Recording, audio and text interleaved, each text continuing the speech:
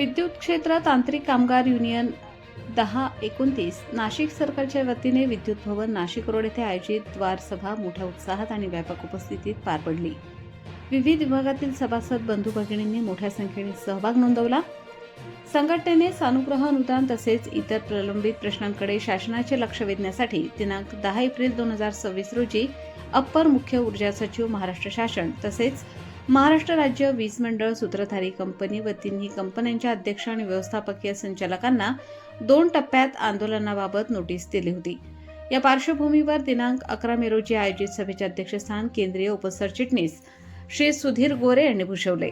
त्यांनी आपल्या अध्यक्ष भाषणात प्रलंबित प्रश्न विशेषतः सानुग्रह अनुदानाबाबत सविस्तर भूमिका मांडत प्रशासनाने तातडीने सकारात्मक निर्णय घ्यावा अशी मागणी केली।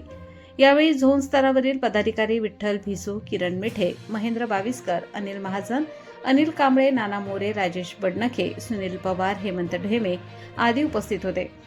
विठ्ठल भिसू, किरण मिठे, नाना मोरे आणि राजेश बडनखे यांनी सभासदांना मार्गदर्शन करत संघटनेच्या पुढील भूमिकेबाबत माहिती दिली। नाशिक सर्कल अंतर्गत नाशिक शहर विभाग 1, नाशिक शहर विभाग 2, नाशिक ग्रामीण तसेच चांदवड विभागातील पदाधिकारी व सभासद बंधू भगिनी मोठ्या संख्येने उपस्थित होते।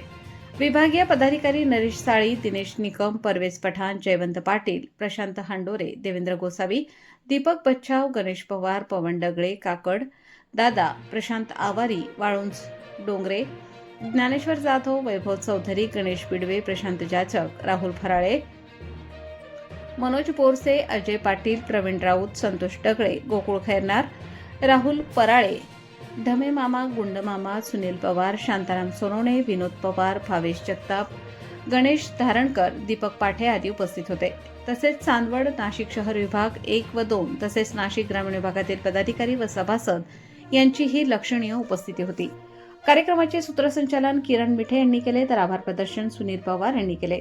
द्वार सभेचे उत्कृष्ट नियोजन केल्याबद्दल सर्व सर्कल विभागीय पदाधिकारी तसेच सभासद बंधू भगिनींचे मनपूर्वक अभिनंदन व आभार व्यक्त करण्यात आले।